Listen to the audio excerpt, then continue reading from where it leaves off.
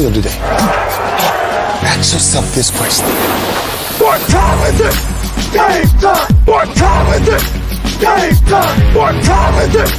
Game time! What time is it? Let's go! We made it! We made it! We made it! We made it! And let's go to that! And let's go to that! When I step on the field, I send one message. And this is what it feels like. This is what it feels like. Football is getting hit. That's it. It's gonna be football now! What time is it? Game time! What time is it? Game time! What time is it? Game time! What time is it? Let's hunt now!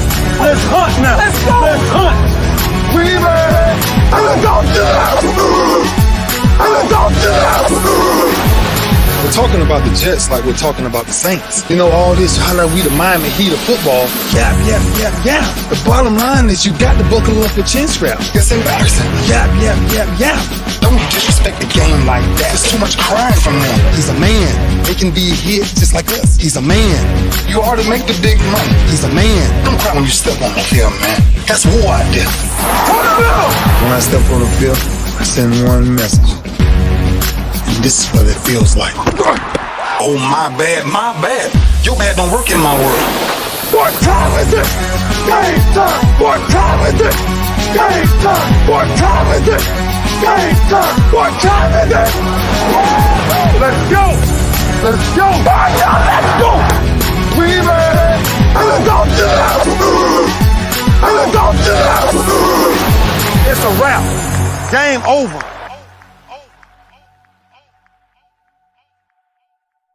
This game's not over. It's just getting started right here on the lunch break, powered by JM&E, streaming live on Roku TV, courtesy of BS3 TV, and it's Throwback Thursday, so you know what that means. That means my brother like no other, Kris Gardner, Houston Roundball review, local name, global perspective. He about my only friend left in Houston, so what's up, bro? How you doing? That's all right, man. I mean, you can ride or die, man. It's all good, man. How you doing? Man, I hope warm? You need that, man, because I've had a few ride or dies decided that we dead. Hey, I'm with you, brother. I'm with you. Till the end, I'm with you. Well, bro, yes, I appreciate you, man. I listen, I'm excited about the special guest going to be joining us today. She hadn't chimed in yet, but definitely looking forward to having her on. A lot has happened as we lead up to the Final Four coming up in April. And you and I both will be there covering the games, and U of H kind of up and down, and you know, nobody's closer to it than you are. Coach Kelvin Sampson said, hey, listen, we lost and we're going to lose again. And they had to come back from double-digit deficit to beat my hometown team, my mother's alma mater, University of Cincinnati. So talk to me about them before we get Holly on. Cincinnati, first half, they were lights out, man. They shot the ball extremely well. They made some tough shots. They were open a few times, I think, not to Coach Sampson's liking. Mm-hmm. But credit to the Bearcats for making difficult shots. Landers Nolley II was hooping. He was lights out. He was a bad man. Yeah. Especially in the first half. And sometimes it happens like that. Guys make tough shots. You tip the cap. They keep on moving. Yeah. And hope they cool off. Yeah. Well, they cooled off in the second half enough for the Cougs to get hot. Well, stay hot. The Cougs shot well. Yeah, they were. Yeah, they were shooting well, but Cincinnati was just on a ridiculous pace. They were shooting better. You know, their cats were like first half, 60% in the first half, and then second half, they were like 30%. Yeah. So they regressed to the mean. And then Jarris Walker played like one of the best freshmen in the country. He's had a career, well, you know, for him, career high of 25 points. Yeah. 13 and 12 first half, second half. Jamal Shead scored well in the second half. They won without Marcus Sasser, with Marcus Sasser being a decoy. That's right. That's a better way to put it. They won with him being a decoy. Yep. And it's a thing that if that trend continues, it makes it tougher for the opponents. Mm-hmm. Because if Marcus Sasser is a decoy and other players from Houston are stepping up and making shots, then what do you do? Yep. How do you stop them?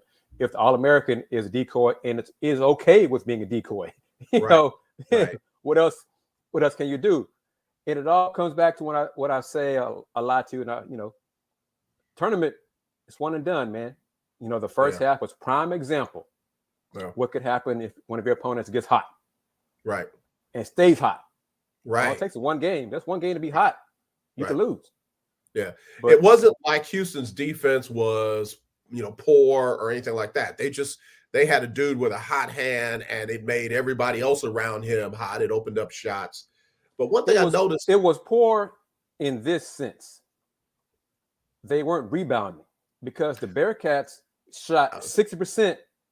And if they did miss, they got their own miss and scored that way too. So that part of defense, I know bothered Coach Sampson, rebounding part. Yeah, and I was just going to say that was the difference, part of the difference in the second half, because they took away those second chance points or opportunities, if you will, from Cincinnati. And what I was going to say was I was surprised, and I don't know why I was, because, he kind of held it down last year when the two guards was out.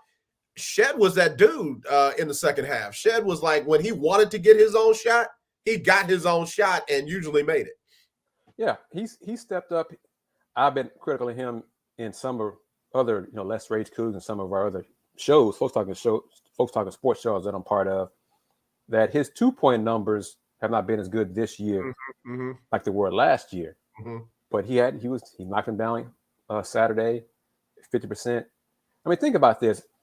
It's difficult for Coug fans who follow the team these last 5 years to accept this potential reality. This year's team is probably not as elite defensively as the previous Cougs teams, but they could be better offensively than those previous Cougs teams. So they might shoot 45, 50% in the game, and they might have to win a game or two. But this year's team, they can do it. Yeah. We always say on the football side anyway, the defense wins championships. Obviously, that's a key piece on the offensive side, because if you can shut teams down and get some reasonable amount of offense or free throw shooting or, something like that, you're a hard team to beat. Houston had their trouble on the free throw line again. That's tradition. In a nutshell, that's what it is. It's tradition. It goes back to before my time. It's tradition. That man said that's tradition. Yeah, it is. It is.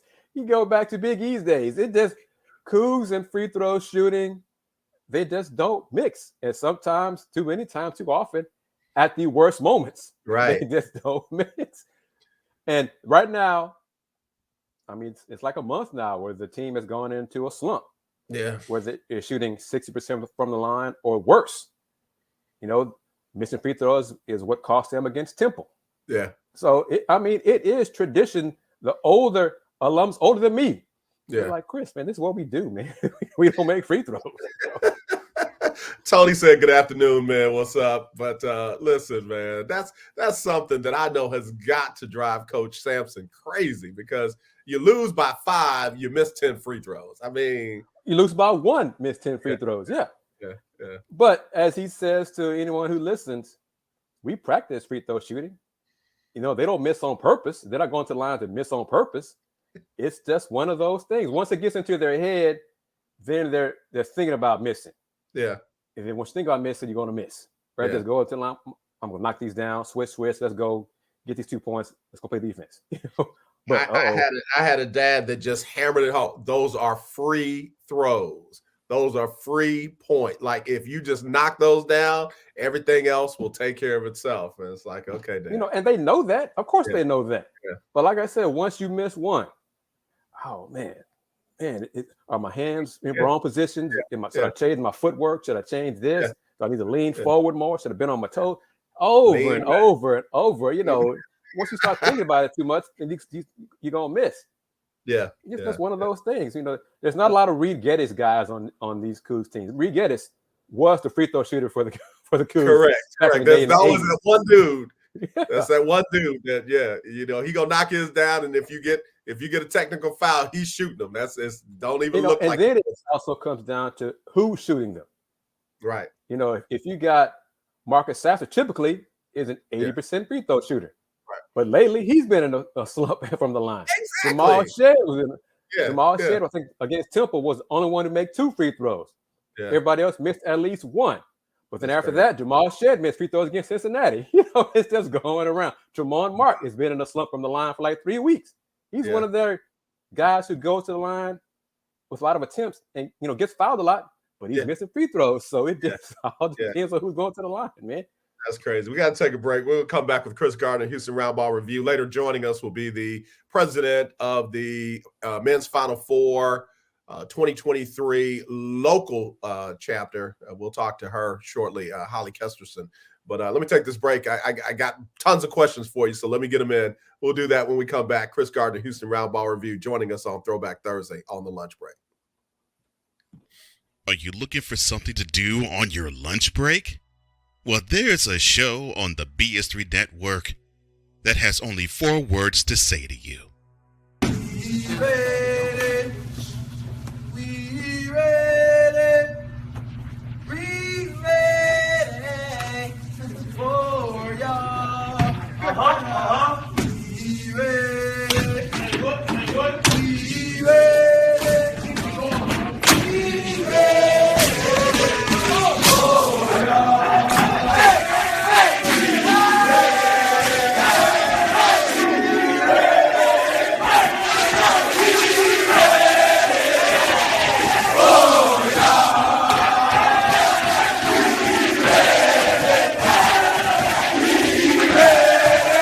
The Lunch Break with AJ, powered by JM&E. Live weekdays at noon Central.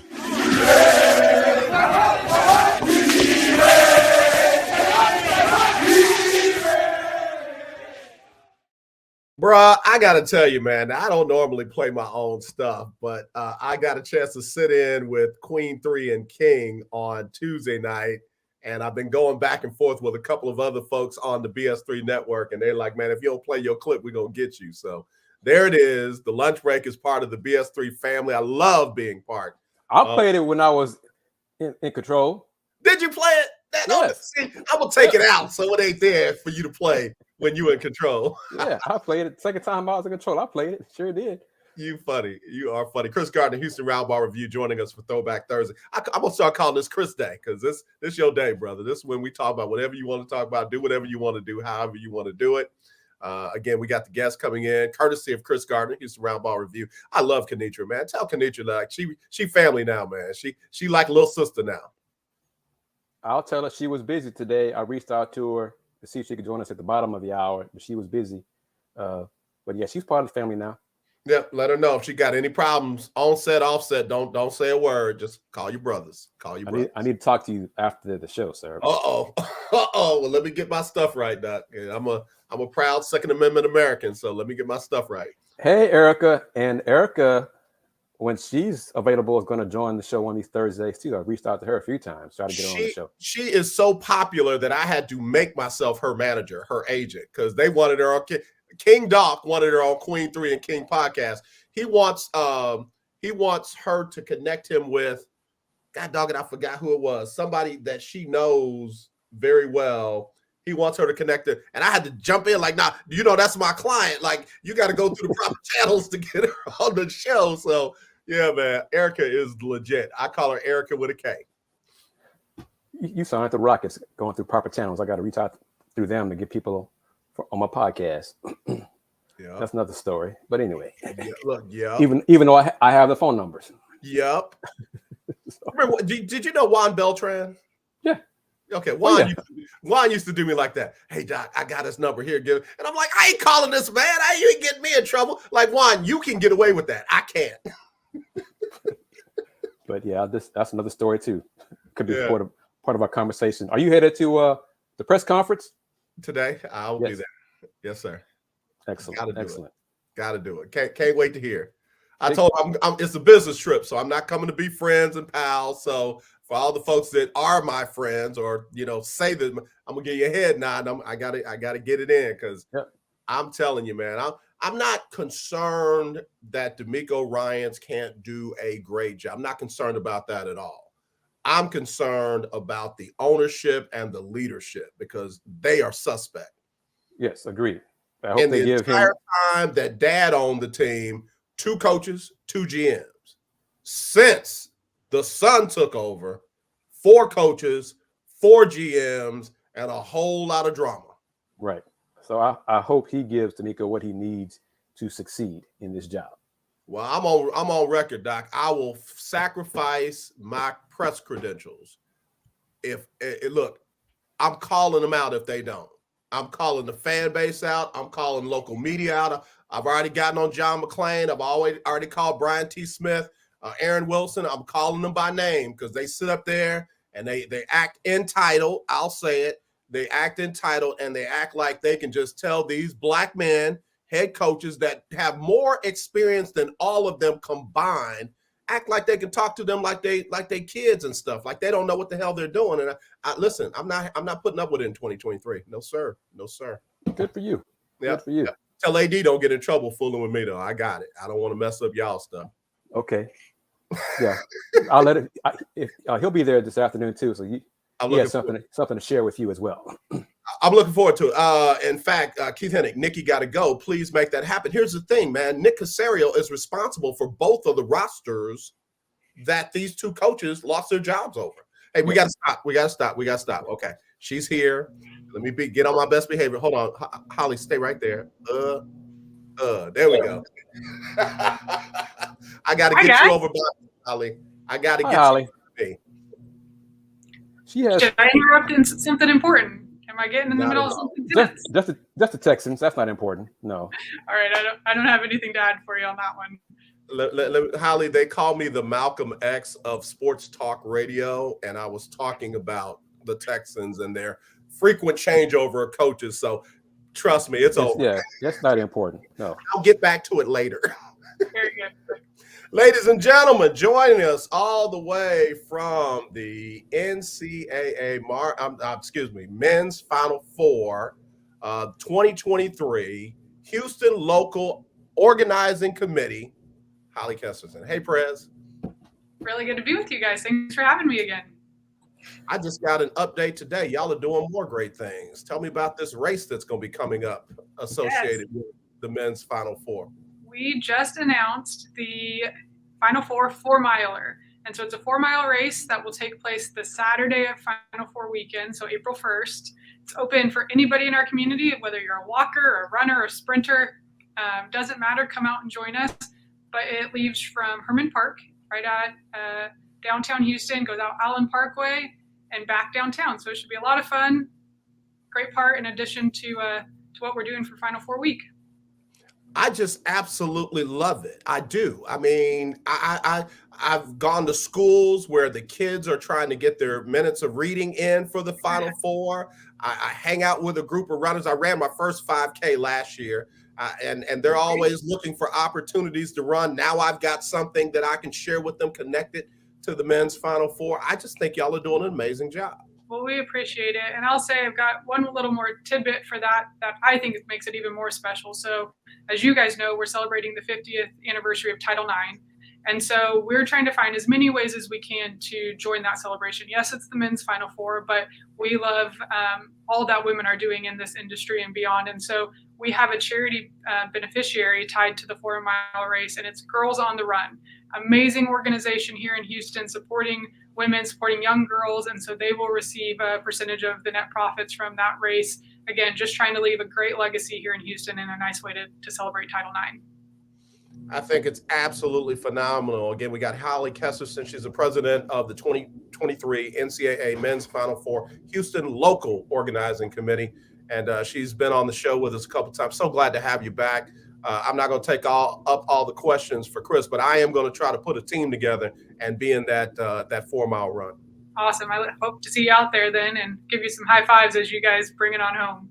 High fives and water. I'm not a runner. I just hang with runners. Okay, because I was about to say, because I might walk 4 miles. Good. I'm not going to run 4 miles. I might run 4 feet. But you'll both get a T-shirt. You'll both get a medal either way, as long as you finish. I will brag about it. I'll wear that medal for life. So, yeah, I'm reading the info and stuff. Oh, yeah, I might do that. Very good. So, Holly, again, those are just a few of the things that you guys got coming up. What stage are we in right now? What should the local fan base be thinking about doing, looking forward to at the stage that we are right now? Yeah, so we are 57 days out from Final Four being in Houston. I am counting. 57 days out. There's so many fun things coming, though. And we announced just a couple of weeks ago at our tip-off press conference that I know, Kris, you were at. AJ, I'm not sure if you made it out that afternoon or not, but we announced all of the community stuff. So you need to get on ncaa.com/men's Final Four to sign up for the dribble. So if you have kids 18 and under who want to do the dribble, which starts at City Hall, you get a free basketball and free entry into the Fan Fest. There's only 3,700 slots for that event, and we're already a third of the way full. We've only been open for registration about 10 days. So if you've got kiddos and want to participate in that, you've got to get online, get signed up, get registered. But that's the Final Four dribble presented by Buick. We've got Fan Fest tickets open right now. We've got all the different information starting to come out, but ncaa.com/men's Final Four is where you can find out about it. The other thing I want to make sure people know is we are almost full on our volunteer shifts. There are some great positions left, but they are starting to fill up quickly. So if anybody wants to get engaged, be a part of what we're doing, support the event, you got to get online right now and get signed up for those volunteer shifts before they fill up. I think that's amazing how you're literally engaging everybody in the population, young, old, middle age, you name it, from fan experiences to races to school activities and things like that, and volunteer work as well. I think that's phenomenal. Did you guys see that the Read to the Final Four is down to the round of 32 schools, but they've bypassed 28 million minutes read in our community, which is amazing and is definitely far beyond the record for Read to the Final Four in any city. Yeah, definitely saw that. This is great. See, I'm glad Holly took time to join us today. To be on the lunch break and share this info. I'm just proud, man. I really am. I'm proud. And she's already answered some of the stuff I wanted to ask her about where things were for volunteers. And I'm going to be positive and proactive. Holly, is there something that, I'm not sure if you have time to do it for this Final Four, that you'd like to implement for the next Final Four that Houston gets? That's a good question. I have not been asked that one before.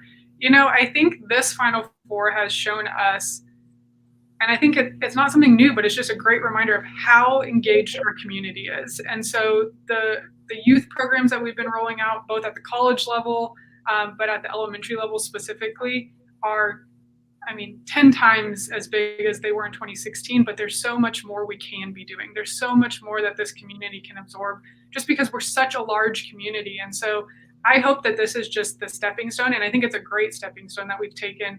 39,000 kids have gone through our third grade program, but there are so many more that can be engaged and so many more programs that we can grow. So my hope is that this is just an example of what's to come, and that maybe it's 2031 when the next Final Four is in town and we're opening it up to every third grader in the greater Houston area. Those are the types of things that we're dreaming about now. We've got, like I said, 57 days to execute this one, but it's exciting to see how well our community has come out to support those kids and their efforts, how well our community is signing up to volunteer. Those are the things that make it possible for us to do bigger and better things each time the Final Four is here, and I'm excited to continue to see that each time it comes back. When will the process open for bidding for the next Final Four that's available? So the last process just closed in the fall. And that goes through 2030. And Houston was not eligible for that bid process because we're on the docket this time. So I expect it to probably be 2 or 3 more years before we're being able to get in that kind of rotation again. But like I said, the next available year is 2031. So we hope Houston is at the forefront of that next cycle. And not sure what happened to AJ over there on his end. See, that's what he gets to talk about the Texans. But after this one is done, how will you occupy your time with the organizing committee? Yeah, so the HLOC is an umbrella team under the Harris County Houston Sports Authority.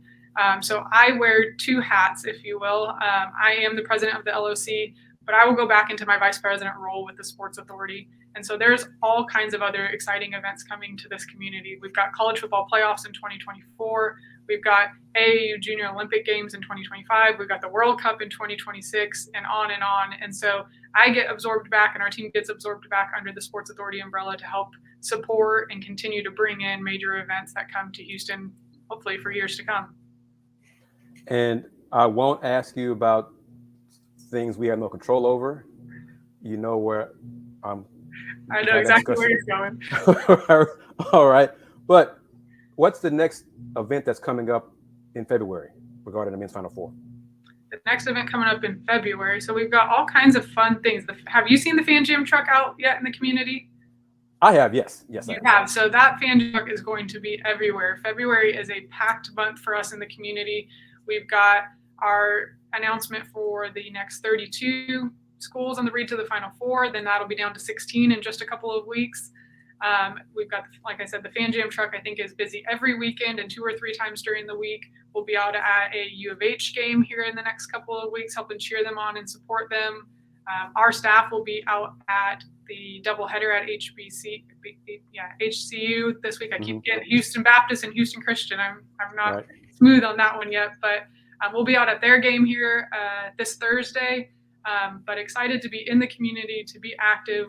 We know that countdown is rolling, but that just ramps up our touch points in our community. So we'll be active and engaged all the way through. And I want to ask you this, because it just occurred to me. Who had the idea to partner with all 4 local universities for this bid? So, it's one of those things where not every community has the resources and the partnerships that Houston has.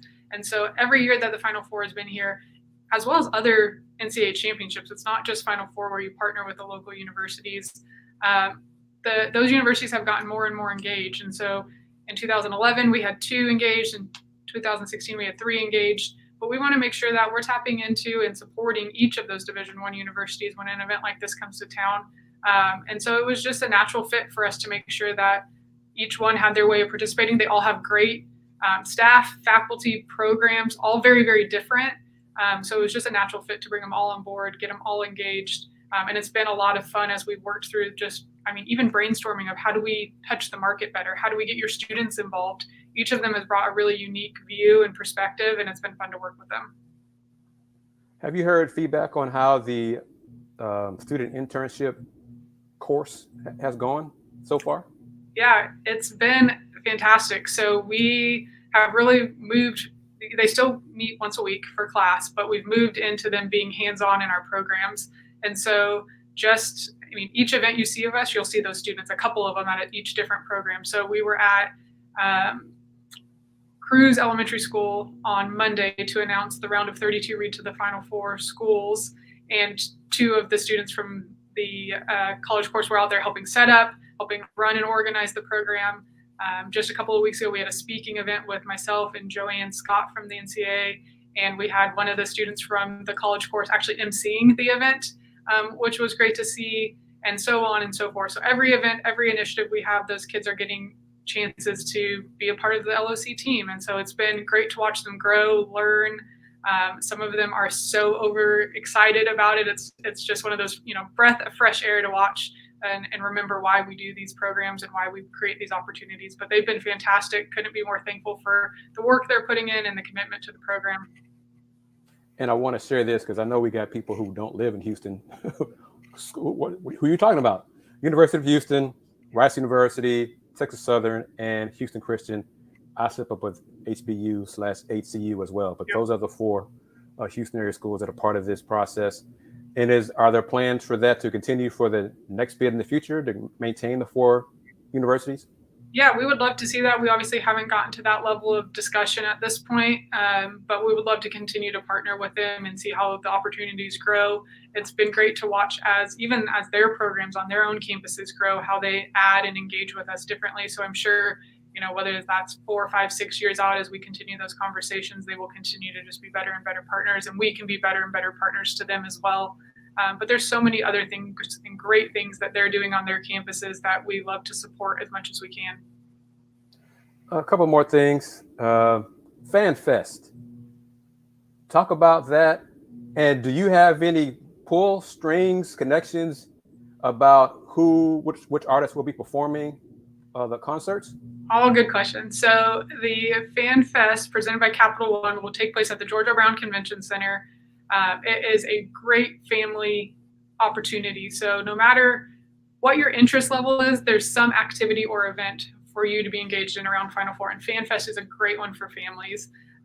It is the bottom floor of the convention center with activations and games and experiences for people of all ages to get involved around. It is a $10 ticket that's on sale right now. And there, if you go on the website, there's all kinds of promotions for the early bird as we just launched that program. But the NCAA.com/men's Final Four is where you'll find out more information about FanFest. But it's great. We went through pictures from some of our staff who were here in 2016 with their kiddos at FanFest from the last time. And it was so much fun to watch and kind of reminisce through those games that they got to go out and engage in. So really encourage people to come out to FanFest. It's going to be a lot of fun. And it's directly connected to the through Avenida to where the Music Fest is going to be in the park. So it's going to be an easy connection. You can come out, you can experience both. You need tickets to both, but Music Fest tickets are free. You just have to get on and get them. But no, I have no pull, unfortunately, in the lineup for the music. We hope to announce that lineup in March as we get closer to our event dates. But as you know, from each year it's been here and in other cities, the Music Fest is always A-listers, top of the barrel when it comes to who's out there. I think 2016 we had Maroon 5, Panic at the Disco, Pitbull. So A-list artist for Music Fest every year, and we're really excited to see who's coming to Houston this year for Music Fest. Do you know when in March that'll be announced? I think they're projecting mid-March, so 2-3 weeks before event time where they'll announce those. And again, it is a free event. Music Fest is a free event, but you do need a ticket. So we're really making sure that you get on and follow us on social media, as well as keep on that website of ncaa.com/men's Final Four so you know when that information is released and you can make sure and get your ticket in time. Awesome. Is there anything else? I might have to go solo these last few minutes. AJ still having internet issues, but is there anything else you want to mention? I think the only other thing that I would throw out that I did not touch on is another free event. It's the Reese's Men's Final Four Friday. That takes place at the stadium on Friday before the tournament gets going or before Final Four starts. It's the open practices for the teams. So if your team, or really any team, because they're all great at that level, is in town for the Final Four, you get to see their on-court practice in the stadium where they'll play the game, and it's completely free. So we really encourage people, especially our basketball fans, especially young basketball fans, to come out and enjoy, get to see the best of the best, practicing, getting into their game mode. I think it's a really cool experience, a lot of fun, and again, completely free on Friday. And what time will that take place on Friday? That is a great question. I think doors open at 10 a.m. out at the stadium, and then you have back-to-back practices for all 4 teams, as well as the NABC All-Star Game, which is at the end of the day. And once again, just mention the miler that takes place on Saturday, so it'll be day after open practice. Yeah, so Saturday morning, April 1st, we will be out for our Final Four 4-miler that leaves from Herman Park downtown, goes out Allen Parkway and back. And the first 500 people, it just opened yesterday, the first 500 people to register get early bird pricing. So we encourage you to get on and get signed up. And that has a cap. So first come, first serve. But we're excited to be giving back to Girls on the Run through that 4-mile event, and excited for everybody to come out and race with us. And what's the link for folks to sign up for that? NCAA.com/men's Final Four. You'll find the 4-miler button right there on the front page and get you signed up and registered to race. Awesome, Holly. 57 days and counting. I'm like, yeah, I know. I've seen one billboard with the countdown. Are there other billboards with the countdown? So the countdown billboard, you would have seen it. It's the one and only countdown, but we do have lots of other billboards going up. I don't know if you've seen a couple already with the Fan Fest and the Music Fest ads up, but we do have billboards starting to pop up, but we do have just the one countdown rolling right now, 57 days. I'm looking forward to it. I'm thrilled. Basketball is my passion in what I do. Commend you and your staff. Oh, got to do this. Just give a shout out to your staff and everybody who's helping you put this event together. Yeah, so there is a team of nearly 20 people who are dedicated in Houston specifically, who are dedicated every day to the planning and operations of the men's Final Four, and they are outstanding. The staff that puts this together, they are the ones who make this possible. They're creative. They're doing it to the best of their abilities, and I couldn't be more proud of the work they're putting together. We've got an amazing, actually, and if you got on and saw our social media yesterday, Kris, you'll see that it's a dominant female staff. That is for sure. Yes. Mm-hmm. Great men on our staff, but we are definitely dominant on the female side. We celebrated National Girls and Women in Sports Day yesterday, and it was a great reminder for all of us of the amazing things that, not just on our team, but teams across the country and the world, with the number of amazing women on the sports staffs these days, and proud to celebrate with them. And tickets for the games are also through links at the NCAA.com Men's Final Four. Is that correct? That is correct. There are some hospitality packages available at NCAA.com/Men's Final Four. Standard tickets are anything you can find out for ticket-wise are all on that same page. And just one final question, I'll let you go. How much time, if any, have you thought about the possibility of the Houston Cougars participating in this Final Four? Yeah, well, I mean, as a fan and as a Houston resident, we're of course thinking about it and cheering them on, as well as, you know, the amazing other teams in our community. But love to see, you know, the high-ranking teams run. But yes, from an operations standpoint and in the event business, you have to have contingency plans for everything, whether, you know, on and on. And having U of H in one of those is one of those contingency plans, because as you would imagine, we expect Houston to come out proud and strong if U of H is in the Final Four. And so we've got some things in the works if that's possible, but how amazing would that be for a hometown team to play in the Final Four, for Kelvin Sampson and his program, all the great things he's doing. It would be a lot of fun to watch Houston truly take over their hometown. Holly Kesterson, the president of the 2023 Men's Final Four Houston Local Organizing Committee, thank you very much. Is it possible to get you on one more time before everything gets chaotic? Absolutely. Okay. You guys tell me when. We'll set it up. I always love being on with you guys, so we'll make it happen. Thank you very much, Holly, and I will see you around town soon, I'm sure. So, all right, thank you very much. You take care.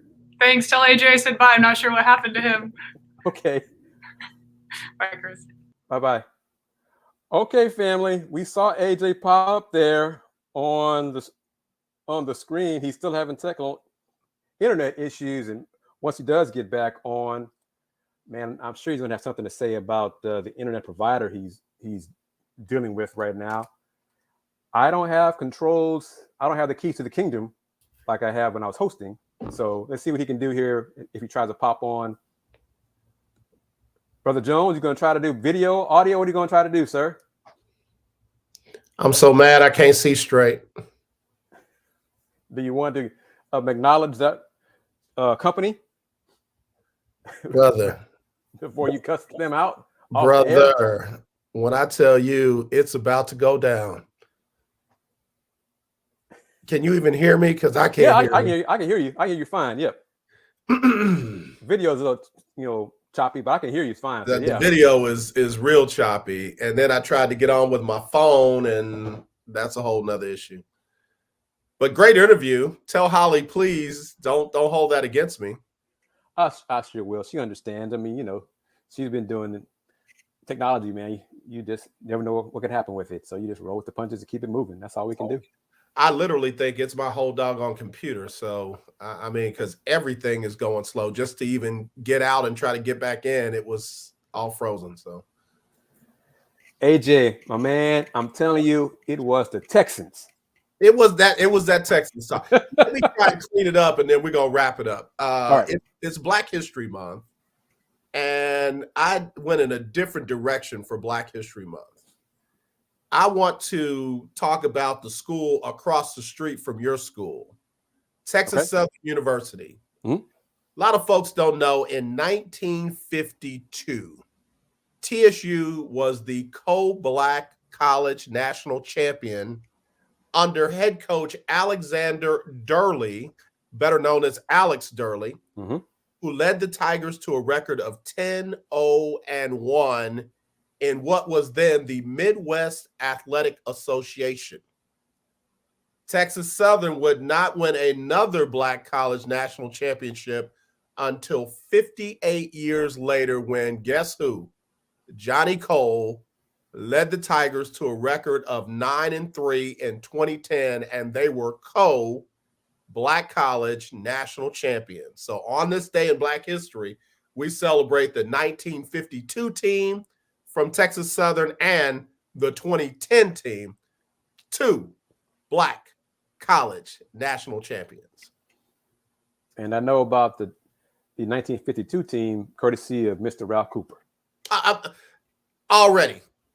And I really tried to put on the Ralph Cooper hat on this one. Like, okay, let me do something non-traditional. I mean, we could talk, and please, not slighting any of our pioneers in Black history, but I just wanted to go a little deeper. And right now, HBCUs are getting kind of a bad rap because of some things at Bethune-Cookman, because of how Coach Sanders left Jackson State. And I just, I wanted to shine a positive spotlight on one of our local HBCUs.